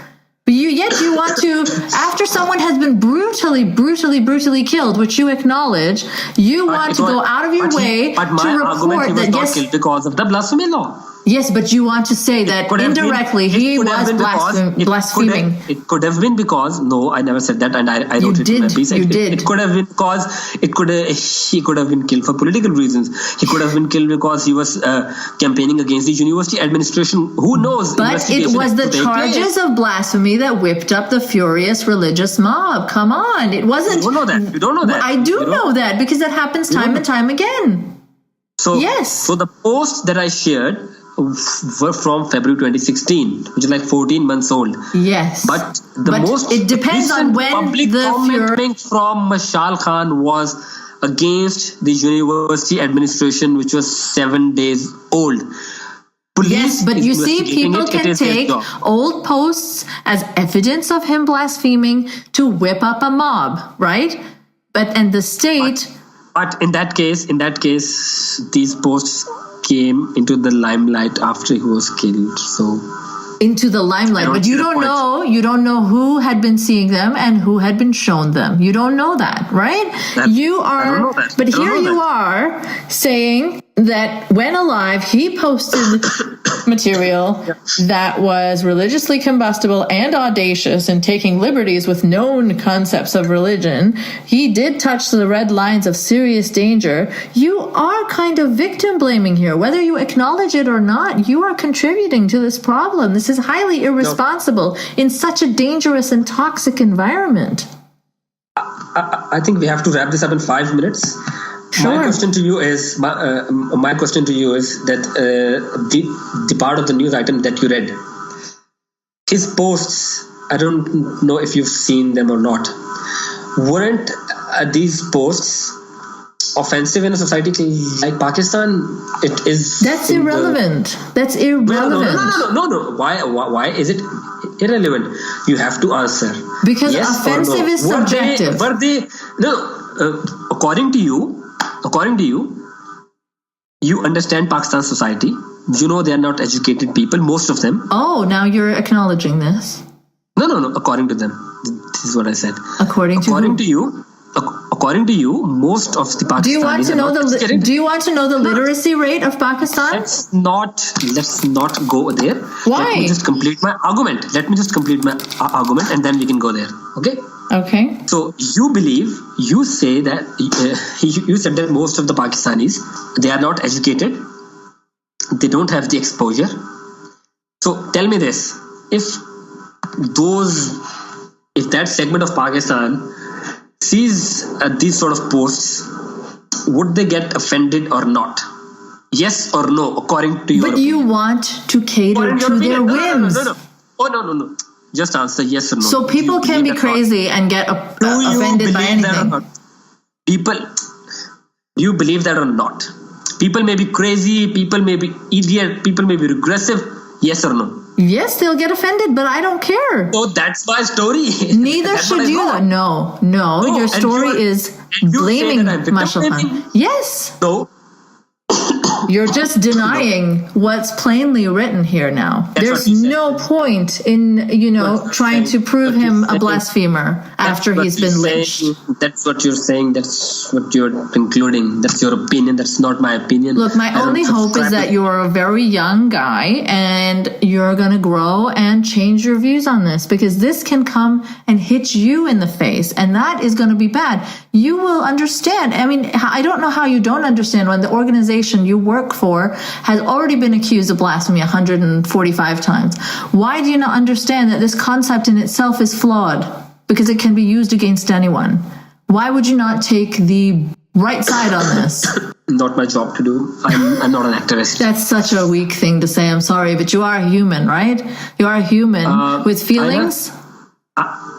Aina, do you know about journalistic ethics? I do, absolutely. Have you ever? I also know about being human. There is a distinction between. No, what you've done is the opposite of journalistic ethics. You've tried to and there discredit is a blasphemy victim. And there is a distinction between being an activist and being a journalist. I'm not saying be an activist, okay? All I'm saying is show a little this is what you're humanity. saying. No, This is what you're saying. when You are someone asking me is to take a line on a law, which No. I have all the right to not to take. I have to maintain my impartiality. This is not impartial. You're siding with a truly disturbing law in a truly toxic environment. This is not That's what you impartial. believe. That's what you believe. That's are what the people of Pakistan blaming the victim here, the guy who has That's been what you brutally believe. killed. Your I never- own words speak I for never yourself, my friend. blamed him. I I will never blamed link him. it. Why do you think the news took it down? I said he was living dangerously. This is what I wrote. Yes. You don't think it's right to blame the state for living dangerously? They're the ones in the wrong here, not the poor guy who posted something on Facebook a year ago. This is not impartial journalism. This is just being a very... That's your opinion. You're not even a journalist and you're giving an opinion on journalism? So you think you have to be... You think you have to be a journalist to give an opinion on bad journalism? Really? Journalistic ethics. Yes, your ethics are out of whack, my friend. They completely are. Because they do not confirm your bias, and I can't... No, because they went after a person brutally murdered for blasphemy and insisted that they were blaspheming. There's just no need for that. That's what you say. That's cruel. What you say. I never wrote that these are blasphemous. No, you didn't use the words. You're just only the courts can convict him of blasphemy. Read my tweets. Yes, I understand. Overlooking my tweets. No, I'm not overlooking. I'm not. I'm showing you what your words can be seen as. You may not have said the words he was blaspheming, but you are literally saying you cannot reproduce his words because they will be offensive to people's religious sensibilities.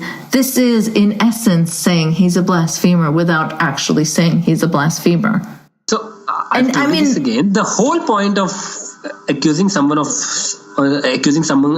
blasphemy is that it can only be proved by a court. It should be irrelevant. The court should have no business in that.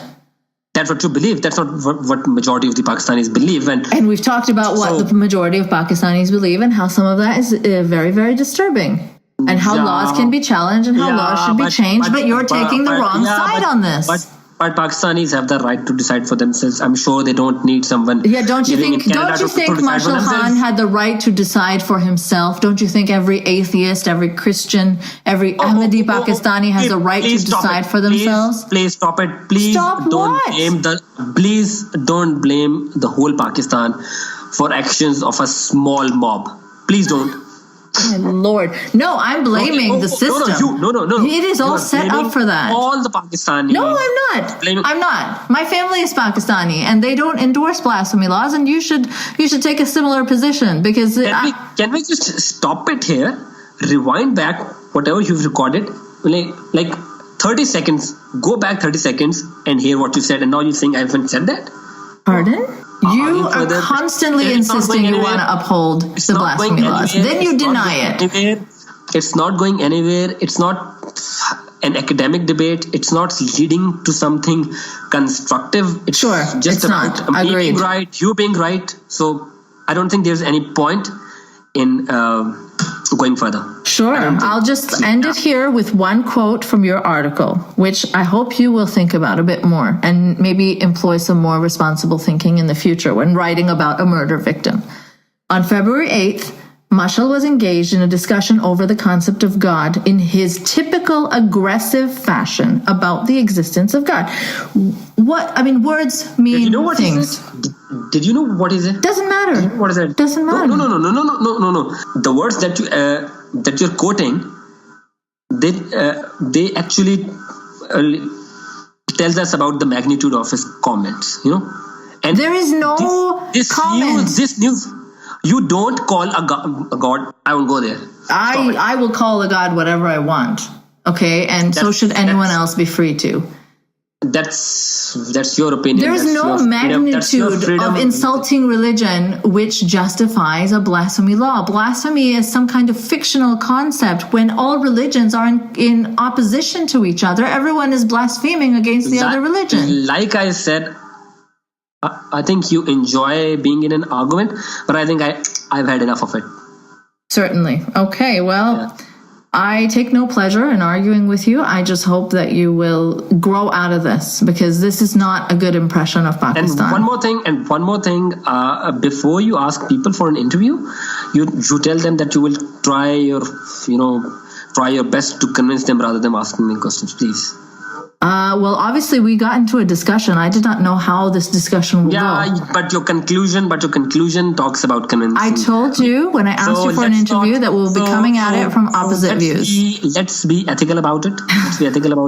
And let's agree to disagree, and let's just appreciate the fact that there are other people in this world who may have an opinion that differs from yours. Yes, the irony of you ending on that note. Appreciate diversity. That's what I can say, and I just call it quits.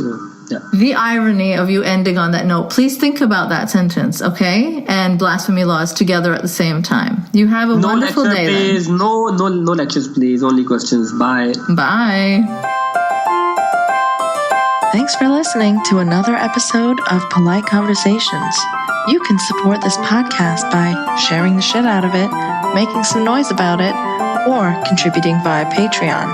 Patreon.com/Nice Mangoes. No Ian Mangoes. Also, you can follow me on Twitter @Nice Mangoes. If you want to make a one-time donation instead of a monthly Patreon one, you can do so via PayPal. nicemangoes.blog@gmail.com. Remember, no Ian Mangoes. If you've got an interesting story and would potentially like to be a guest, you can email me there too. A special thanks to Dylan Beck for theme music, sound, and production help.